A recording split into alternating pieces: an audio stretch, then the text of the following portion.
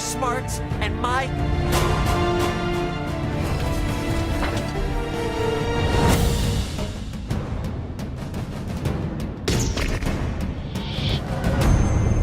He told me enough. No, I.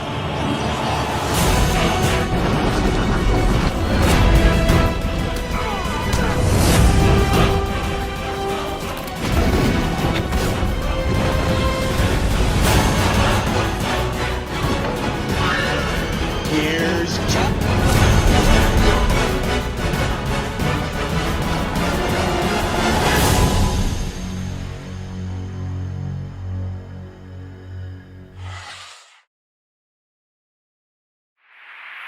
Hey everyone, it's Don G. Corleone here, and you're wondering something. Aren't you be doing an intro for this review? Well, yeah, usually I do unless it's like an epic rant or something, but I couldn't come up with an intro for this one, so yeah. I decided not to do one. But anyway, I'm here with a brand new movie review. And this is gonna be for a film I was not excited for, was not excited to check out, but I was doing this one to see what all the hype and craziness was about with this one, because this one was getting great reviews and apparently people were loving it. And it made such a successful opening weekend. And its hype was everywhere. And its hype even collaborated with the hype of a Christopher Nolan movie. And that film is going to be for none other than 2 weekends ago's Barbie, directed by Greta Gerwig. Yeah, so what was the plot? Well, this Barbie named stereotypical Barbie and Ken, played by both Margot Robbie and Ryan Gosling, pretty much set out into the real world, set out into the real world basically. After Barbie's feet flatten, she starts to question herself, so her and Ken set out into the real world. Yeah, in the area where their company Mattel is. That's pretty much the plot. How was this made? Well, pretty much development on a film based on the Barbie toy line began in September 2009 when it was announced that Mattel had signed a partnership to develop the project with Universal Pictures and with Lawrence Mark as producer, but nothing came to fruition. Then in April 2014, Mattel teamed with Sony Pictures to produce the film and would have had Jenny Bricks writing the screenplay and Laurie McDonald and Walter F. Parks producing through the Parker and McDonald's Imagination banner they created. And filming at the time was anticipated to begin by the end of the year. And in March 2015, Diablo Cody was brought into the project to rewrite the screenplay, and Amy Pascal joining the production team. Sony Pictures would again have rewrites done to the screenplay later that year, like hiring Lindsay Beer, Burvey Royal, and Hillary Winston to write separate drafts. And then, of course, in December 2016, 2 years later, Amy Schumer, of all people, entered negotiations to star in the title role with Winston's screenplay. Schumer helped rewrite the script with her sister, Kim Caramel. Then in March 2017, Schumer exited negotiations, blaming scheduling conflicts with the planned June 2017 filming start. Then in 2023, she revealed she left the project because of the creative differences with the film's producers at the time. And then, of course, that very July 2017, Annie Hathaway was under consideration for the title role, with Sony Pictures hiring Olivia Milch to rewrite the screenplay and approaching LA Idiot Jones to direct as a means to interest Hathaway into Sunnyline. And Jones was attached to direct by March 2018. Of course, that didn't really happen because in August 2018, Robbie Brenner had been hired producer by Mattel CEO Ynon Kreiz for the rights reverting back to Mattel, with Kreiz having the intention to repossess the rights following the expiration of Sony Pictures' option. Then Brenner decided to run Mattel Films. The expiration of Sony Pictures' option on the project in October 2018 and its transfer to Warner Bros. Pictures would see the departures of Hathaway, Jones, McDonald, Parks, and Pascal. Then Margaret Robbie entered early talks for the role, and Patty Jenkins even briefly considered directing the movie. And Kreiz was determined to cast Robbie in the title role after meeting with her following his hiring as CEO, as both he and Brenner had felt that Robbie's appearance had been close to the appearance of the conventional Barbie doll, and had been impressed by her ideas. And initial meetings had occurred at the Polo Lounge located at the Beverly Hills Hotel, and Brenner had partnered with Robbie's production company, Lucky Chap Entertainment, with Robbie's husband Tom Ackery and Josie McNarma, and being enlisted as producers. And Robbie's casting was confirmed in July 2019. Not only that, guys, but Robbie had also been the producer and had pitched the film to Warner Brothers. During the greenlight meeting, Robbie even compared the film to Spielberg's Jurassic Park and had jokingly suggested it would gross over $1 billion. Seems like it may actually kind of do that. And then she approached Greta Gerwig as a screenwriter, and she enjoyed Gerwig's previous films, such as Little Woman from 2019, and Gerwig was in post-production for another film, and accepted the role on the condition that her partner, Noah Baumbach, would also write the screenplay. And Gerwig signed on to also direct the film in July 2021, and Robbie stated that the film's aim was to subvert expectations and give audiences the thing they didn't know they wanted. So anyway, we saw the teasers in December 2022, and I was like, really? I thought this type of thing of making movies based off toys was dead. And a live-action Barbie movie, this is not gonna work. Get out of here. Like, come on, guys. A live-action Barbie movie? It sounds ridiculous as heck. But anyway, I'll get more into that stuff in a bit later, because after all that, and upon release, it premiered at the Shrine Auditorium in Los Angeles on July 9, 2023, before the strikes happened. It was actually released in the United States on July 21st, 2023 by Warner Bros. Pictures. It's ironically, similar release with Oppenheimer the same weekend led to the Barbenheimer phenomenon on social media and encouraged audiences to see both films as a double feature. I did not do that, guys, because that would have been impossible.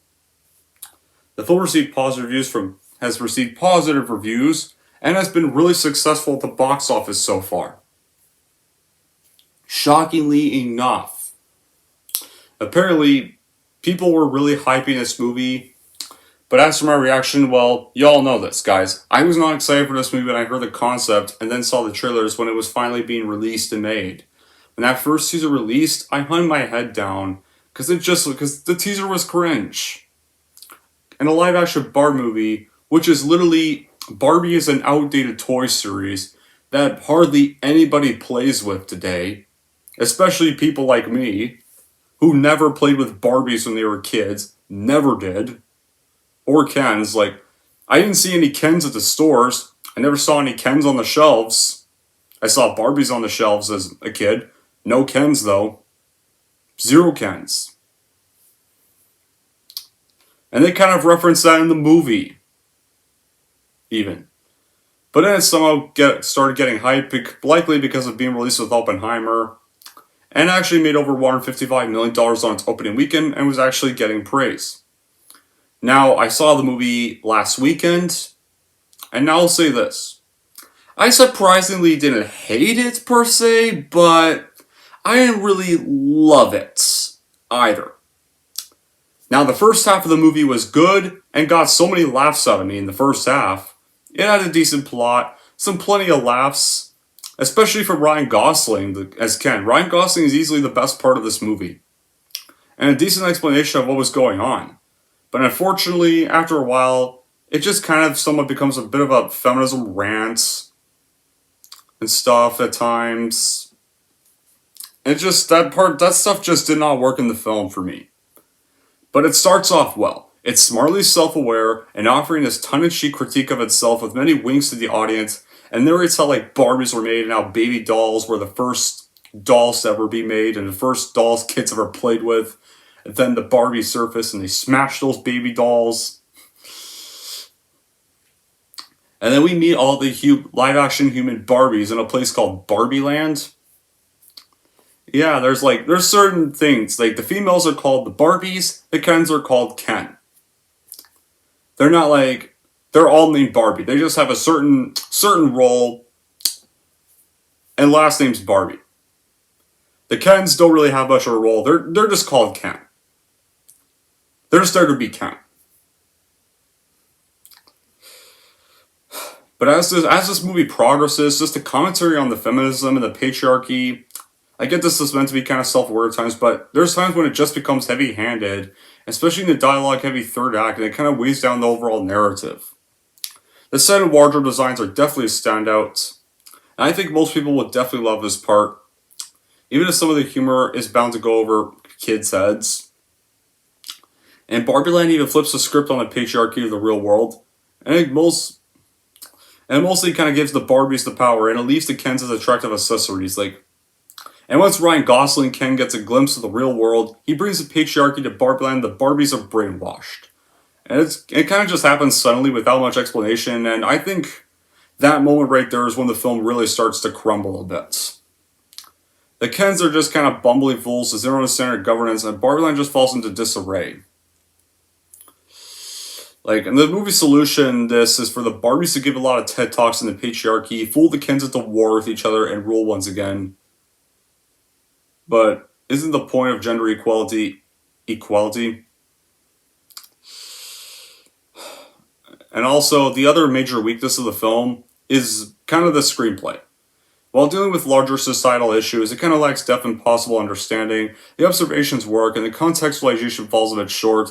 The approach feels crude and superficial, and this creates a confusing overall impression, as the finely crafted small observations remain convincing, and it sometimes does try to be a film that's intelligent, funny, creative on an individual level, but then it just second half, it just suddenly seems foolish in the grand scheme of things. And for me, key moments, the so-called key moments of the film people talk about, like the encounter with the inventor, they did not evoke emotions in me because, guys, I did not play with Barbies. And the scene with the angry rant about the struggles of being a woman where, in the movie, stereotypical Barbie, who Margot Robbie's Barbie is called, stereotypical Barbie, meets this employee played by, ironically, Astrid's actress, aka Astrid from How to Train Your Dragon, the actress who voices Astrid in How to Train Your Dragon, America Ferrera, and her daughter. And the thing about her daughter was honestly really annoying. She just kind of got under my skin a lot of times in the movie. Because her daughter just came off as really snottish, grumpy most of the whole film. And I just feel like this daughter character was not needed. I just felt like America Ferrera's character and her character's daughter, they just really weren't needed in this movie. I didn't really enjoy most of their scenes. I mean, when I was watching this, I wanted to see Barbie and Ken teaming up more. Barbie and Ken together. They're together in the first half. When they split, it kind of just goes downhill. There just seems to be kind of a lack of sensitivity. Someone wanted to vent the whole angry rant scene without making any effort to package it intelligently. And any scenes that would trigger a sense of injustice and express societal criticism in small moments, they don't no longer feel precise. They may even intentionally appear exaggerated. Rather than being convincing parts of a larger whole, they strip away the outside world and all the messaging, and Barbie can have a few poignant moments, though, such as Barbie realizing she's not as perfect as she's been made to believe, or when Ken receives his first monicum and acknowledgement of being a sentient being he's ever had in his life. They even share a couple of learning and growth moments, which I did think would pay off at the end of the film, and somewhat they do. There is a few emotional moments between them. At times, when after she meets the human daughter who insults the Barbies, stereotypical Barbie then cries for the first time, actually, right here. And a few scenes where that here, and it's the crying's not overly forced. The crying actually feels like it's done right. And the stuff that really does work, the first half, when there's these two Kens beaching it up, and stereotypical Barbie, where it's no one's beaching it up, and Ken then runs to this wave, which is plastic, but then of course he ends up in the hospital. It's you're magically cured.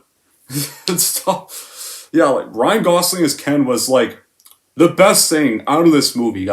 Anytime his Ken was on screen, I was laughing my ass off in the theater. He really nailed it as Ken. That's one of the reasons I went to go watch this. I was interested in seeing Gosling do a comedic role, which is rare. Only times he really does comedy are Crazy Stupid Love and The Nice Guys. The Nice Guys I have seen and liked. And of course, and he also did perfectly as Ken here. Especially when Ken scenes in the human world, they get arrested first time after one of the humans, when they get to the real world, smacks Barbie's ass and Barbie punches him. They go to jail. Then they go to jail. And then, of course, they decide, we need new clothes. They go in, they find his clothes, and you know they gotta pay for these. And him and Barbie just run off the clothes and they get arrested again. And stuff. Yeah. The Ken scenes were easily the funniest. But when it comes back to the review, though, I was hoping something else would also enlighten its audience besides those moments. They kind of acknowledge that kind of things are a mess and make intentional, meaningful steps to kind of get us closer to understanding the Barbie Land history controversies were kind of ingrained in our culture, that this movie kind of has the potential to change the perspective of the world and what the future could be.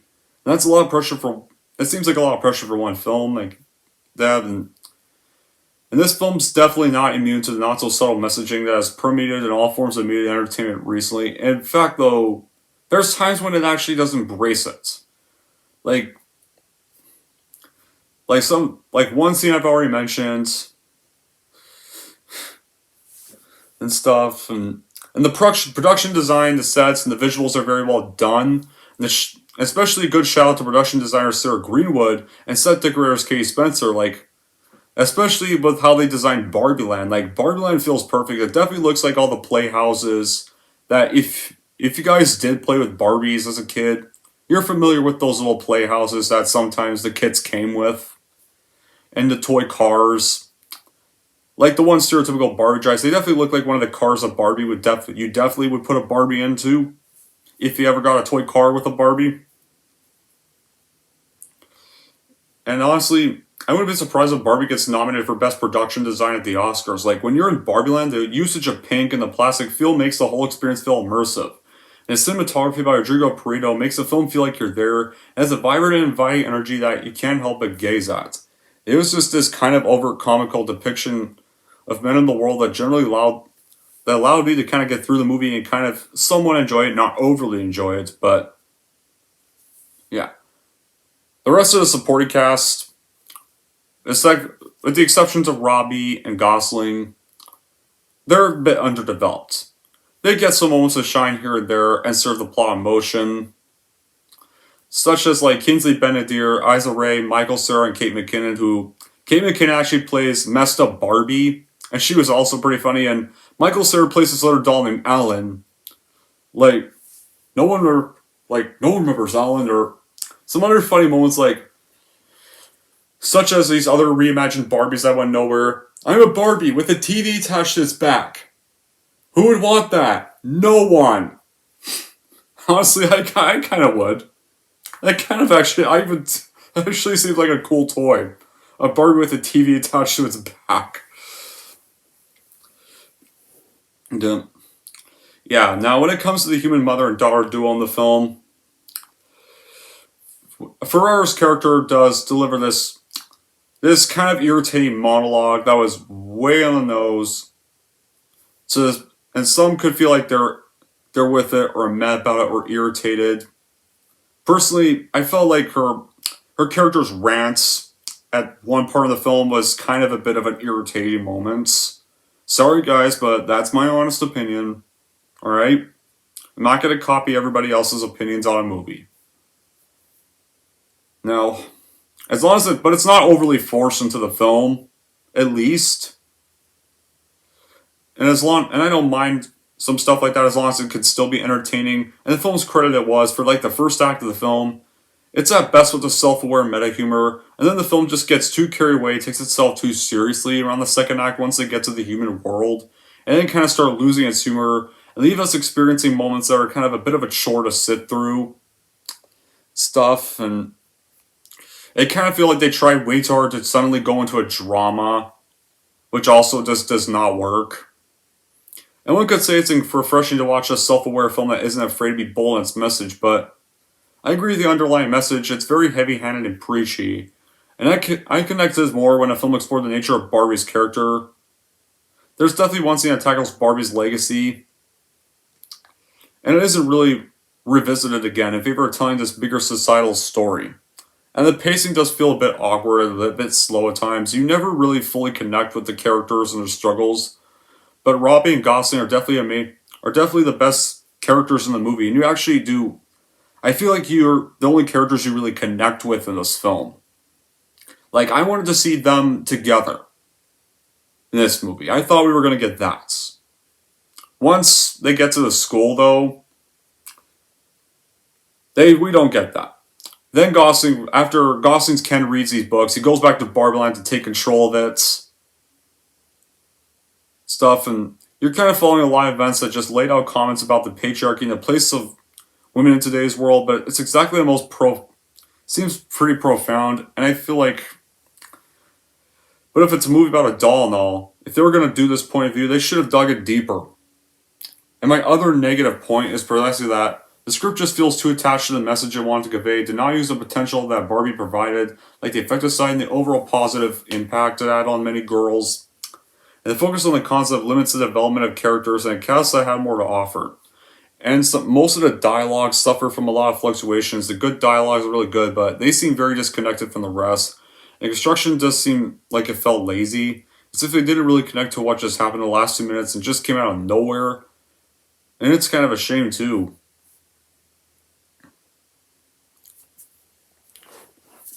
When it comes to more of the Ken character, Gosling had a script that favored him, and several scenes in different roles that allowed him to show all his versatility as an actor, and realized that he definitely delivered a high-level performance, and definitely the best performance of the film. He managed to not only give strength to the message he wanted to convey, but also to elevate the film to another level with his musical performances. Yeah, there's some musical performances in here. And Margaret Robbie also did great as stereotypical Barbie. Her acting was very good. Her performance was very good. Here, yeah, Ryan Gosling's Ken was the reason I did not hate this movie at all.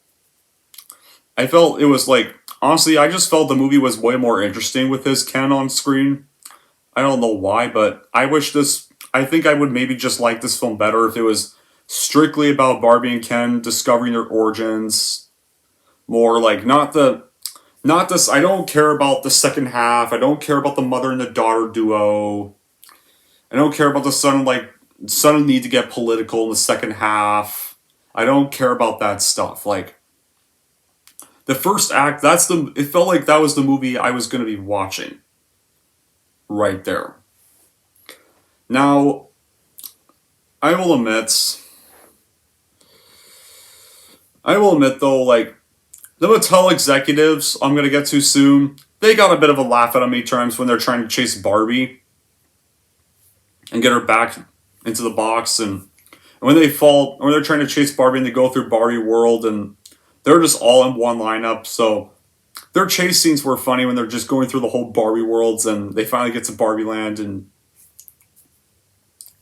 they're all raving about Ken now changed it, and the Ken movie's out, and it's a box office hit for sure, and they're shipping out more Kens, and as they're calling the Mattel owner.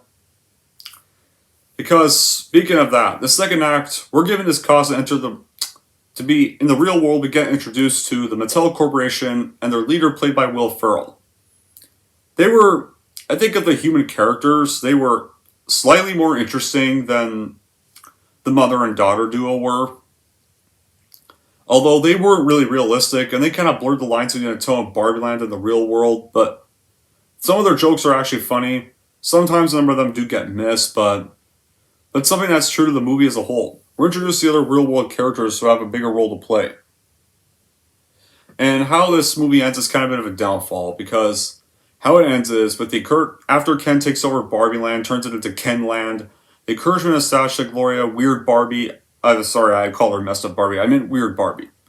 Alan, this time, yeah, Alan does play a role in the ending, which is at least nice. And they're just continued dolls.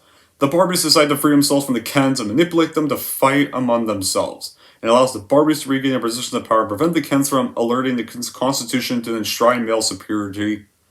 The Barbies then realize the error of their previous societal system and decide to make some changes in Barbie Land, and including equalized treatment for the Kens and all outcast dolls.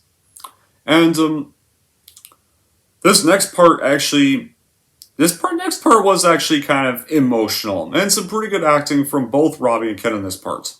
In next part, Barbie and Ken do apologize to each other and they acknowledge their feeling, and Ken bemoans that he actually has no identity or purpose without Barbie, and Barbie encourages him to find an autonomous identity. Right there. So, I like they didn't just suddenly make Ken a twist villain. He was just some confused guy that just wanted a purpose. Right here. And I like they did that with this character here. It feels like it's an actual twist villain here done right. Most of the time, some twist villains feel forced a lot of times, especially the Disney ones the most. Not here. Some may call him a twist villain, but I wouldn't really call Ken a twist villain per se. Just some kind of tragic, confused side character who just kind of wanted a purpose, an identity. And Barbie, who remains unsure of her own purpose and identity, meets with the Spirit Mattel co-founder of Barbie mentor Ruth Handler, who explains that Barbie's story has no set ending, and her ever-evolving history surpasses that of her roots. And so, after we get this brief little montage, Barbie decides to become human and return to the real world. And sometime later, the mom character, her husband, and her daughter, they take Barbie, who now goes by the name Barbara Handler, to her first gynecological appointment. And yeah, that's how the movie ends. Barbie's now a human. Yeah, sorry this review seems a little off, but this is more of the reason why I didn't really mention the good qualities in the end, because I wanted to combine both good and bad qualities in this one, because this is more of a mixed review. And I stuttered a little bit in this review, guys, but I'm just not, I don't know, like, maybe I was just not the right demographic for this kind of film. I was just never a Barbie person, per se. So, yeah, that's kind of why this review seems a little off. But, with good and bad qualities mentioned, Barbie can be enjoyable when approached with the right mindset and company. The movie does fall short of meeting expectations to me, though. The strong performances and some fun moments are married by heavy-handed messaging and a failure to deliver the nostalgia that fans were hoping for. The movie's not terrible, guys, alright? But there's some qualities that still bug me. There's still a few minor woke moments that still kind of irritated me a lot. And I don't think it's as overly crazy great as people are really calling this movie out to be. So in the end, Barbie would be just a stream online for those that are not Barbie fans but are interested in seeing it anyways. And I really just don't think it's worth the crazy hype or the Barbenheimer hype either. And honestly, just watch Ryan Gosling's scenes if you want good scenes in the movie. Anyway, that's it for my view of Barbie. Or how I'm going to rate Barbie. Here's how I'm going to rate this movie. So overall, unless you liked playing with Barbies when you were a kid, or want to see Gosling in a comedy role, which is rare, then I would just stream this one online, because you likely won't get much out of this movie as it's made for a certain demographic, and if you're wondering how I'm going to rank Barbie, I'm going to give Barbie a 6 out of 10. There we go. That wraps up my review for Barbie, and yeah. I hope you enjoyed the review. Let me know in the comments below what you guys thought of Barbie, if you enjoyed it, if you thought it was okay, or if you really hated it. I'm interested in seeing your reviews and seeing your reactions regardless in the comments below. And there's another new release I also saw the same week that I'll also be reviewing. And it's a horror movie that came out in July.